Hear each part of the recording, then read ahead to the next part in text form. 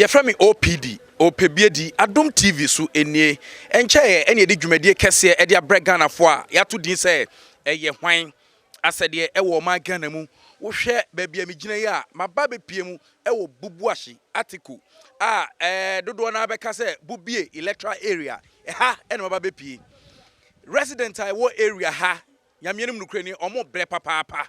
baabi a ɔyɔnko da ɛne wo da ne sɛ nti yenya ɛnyɛ nteɛ no yaba bepie mu ɛwɔ ha hwɛ woni so ade ɛwɔ Adom TV so yebusa sɛ hwan asɛdeɛ yɛto aba ne yi mpanimfo wie a na ɛkamea sɛ ɔmo de ɔmo asomu adwo wɔn na mpo wɔn sɛ ɔmo adagye anadwo kɔsan lai kɔto aba no yɛnkae ɔmo bio sesi a ɔmo bɛɛ den wo hwɛ woni so ha hwɛ kɔrela pan tontom ne ade kyɛ sɛ ɛbro adwene ntiaseɛ so na sɛ ɔhwɛ machi a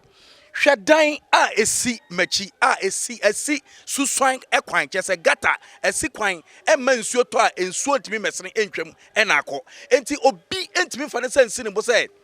wei ɛyɛ masɛdeɛ sɛ wɔ sɛ nka meyɛ ɛwɔ ma Ghana mu ne mpo nipa som etimi tɔ no ana na nso adeɛ esi wɔ Africa nyama yɛ nyina sika tuatua ɛna ma yɛ ho kyerɛ yɛn ana enti yebusa o enkyiri mai ɛna ɛsɛ Ghana ana sɛ yɛn yɛ asa abrɛ yɛte Ghana yɛn ne ɛsɛ Ghana na ana no kraka a yɛn kan kyerɛ ni penti ɛna Ghana no ɛsɛ yɛ ana ma me hwɛ sɛ menya obi mpo na mabusa no situation a esi ɛkɔ ɛwɔ ha maame we dey 1 minute ɛwɔ Adom TV so o te sɛ me mo akɔ aba ɛde ba Adom TV me ho yɛ na ɛdeɛn ɛne kɔ so wɔ ha mehwɛ gata mo kwasɛm ni nyame anim na amane aye hunu wɔ ha de nya kora obi no asini da si gota no no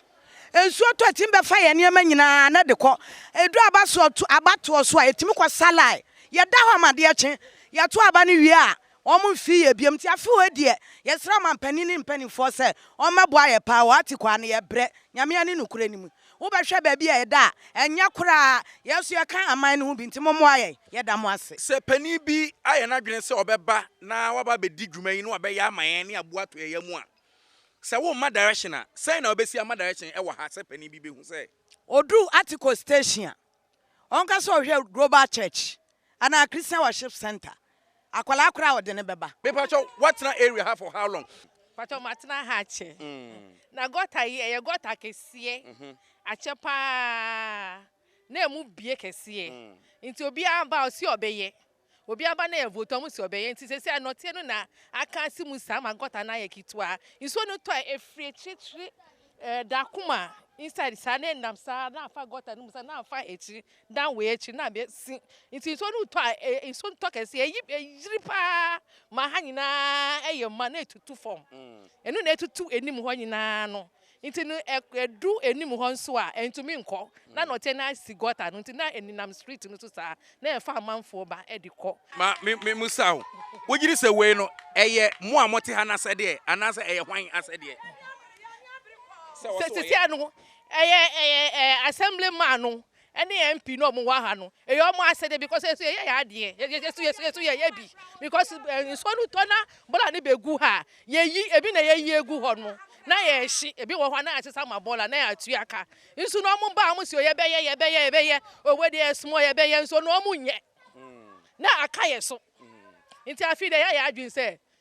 no gutter no vote ɛne Adom TV so nie ɛyɛ hwan asɛdeɛ wɔnom aka ɛwɔ Adom TV so wahu di akɔ so ha dada yebusa sɛ ɛyɛ hwan asɛdeɛ OPD still at Bubuahye titi obi kyerɛ street article ɛha ɛna megyina na yɛba ha yehu yɛni so adeɛ sɛ cars entimi nya kwan po no makro so akɔ mu fie nipa to cars nipa sidan nanso so enam kwanfo a ɛwɔ ma Ghana ekrom communities entino nipa entimi enya car krampo ena omo kofa ne omo free krom a omo timi e de aba bewura omo fie edu anadwo na kromfo pamwo a ekwan nye obeda timi adwane ye ba beje oni omo nyina free ho opani Adom TV so nie mame musa say e de empa na ekoso community a atwa community a no fie nkoso wa kra ohwe ye surrounding areas ni na ohwe Dakuma ohwe Agbeta omo aye roads any gutters fine wo ho ba hankwa de o tumi hu se o mo neglect yen pa na MC no ana say DC no wo ha yi na de so ana mabo na mane krampo oh ya bono amane ya ko hu MP ya ko hu assemblyman ye de o mo akọ rounds ya ba ha sa o mo ba mo si o ye ko aba but senia ye jan asesi ano obi an yi nanim ye And I share condition so every time be na from bad to worse. Ama yentimi if I can call your film even ball cry ba fire ball and cry yentimi for her. Nti ye brew ha a very serious problem. E was say your MP no yiri ni hu kakra MP on yiri ni hu na ontimi hu assembly for no na oni omu kasa na omu be hwe ha because omu neglect here ha pa because we should development cause war surrounding communities no I had here for so many years. Bibia cause war ha kra am Crawford bread children are suffering. Ebi nu kra insuto amuntimi ko school. A big problem pa ha. Opening beda se papa Adum TV so nie na ye doso o magana tokro bia bronu bia ye koso se de nipa ebenya asumdwie e wo ne community se nipa na koma beto ne yam se oye citizen e wo oman e Ghana mu Adum TV nie ye doso ye busa se e ye hwan asede Master, some of these things some way and sometimes can nie as if we are expecting Zebia and to boy to ya Emma abai no abai be to me the be abs and abai ye.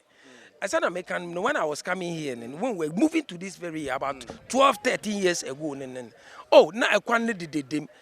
Fe, to me fa ko company our money, to me fa tra to me baha ebejina ha. Oh, but I don't know why they don't want to me nguswa my and abedan insane. And I believe if the government gets to know the state and then see the problem here, and then they will come to an end because I know that the president is doing a lot. On one kasa aka say apart from the circle and then the kaswa and then the contractors who are working on that, omu be share some be here the individual kwan na my. Omo abegyinam say kwan no maye. Ye boys ni wa ye doso. At times MP for no ba ye catch them so ye ha kwan no. Say the kwan it no ye mpe. E kwan nye you complain several times. You complain several times. At times you need for truck po you ko epia ko echi e ko say abo ni ma be ye kwan. Omo ba e do say about one be do no ma be gye ye be ye kwan mam ye be ye mo hwe ko end wa. E ho no nya gutter big gutter o kitaka kron me ye trotro do am kitaka wa me o me ye adwuma po ma ba shop yi. E kwan nya omo ba no complain na omo fi omo zo ye be no mo de poa. Omo pe vote ni no. No ma ba edo abato no ma ba be gina oh ye be yamam say me bre kan masa coin bre ya bre oso omo mwayen boa de omo ka so mboa no mo boa omo mwayen hwehwehwe wo kwan so de omo nya ne say erem ha ne ye ha no say na ha ye Okankwe South ya to aba fitina na ma bre so atakwa bre so pim kojume kan bre so ye hu say street to ekota abekusu da what I say the bia ye nkasa na nsuo to a na yiri fayen ye sori ani akọ cable ni mo no e de cars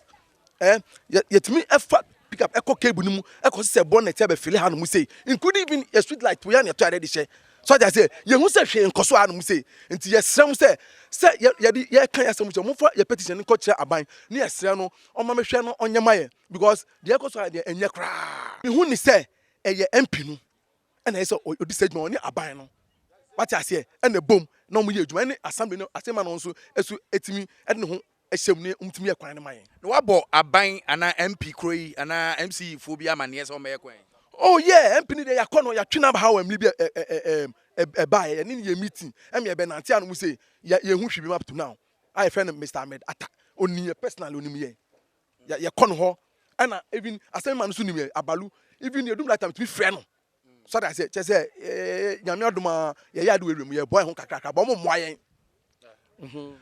openi medas papa e wo Adum TV so say ye nena moma Ghana mu ne ye busa enioma ene nkrofo eni kwan say eni ni patimi tra na sa enioma yi eni ni patra ene ye wo nkwada ade chi a ebinom yare ni nya ye sa gata ne sa ahunini a ye ntimi eni wo ye community but we dey wo hwa e obi asede se wo so ye nti ye busa e wo ma Ghana mu say e ye hwan asede ni say obekwa koto abapa no wayi ni papa say omra mehwe me so community nanso sa ne omafun say ebekoso wo ma Ghana mu de bia bra me asema ba ko ameka ne say sempanimfo feel say omo ada enye tete no ane esi graphic tree ase no sesi ade ejina ho sei ne yehwe sempanimfo ada omo sorry if you say abua kusie so we hye mu a anase we hye bom mu a ye digya ene ka no enti say Ghana for say enso tap nchene a oje wo enti ye company for to ya is about time say ombeye o my Ghana eyie Adum TV ye busa say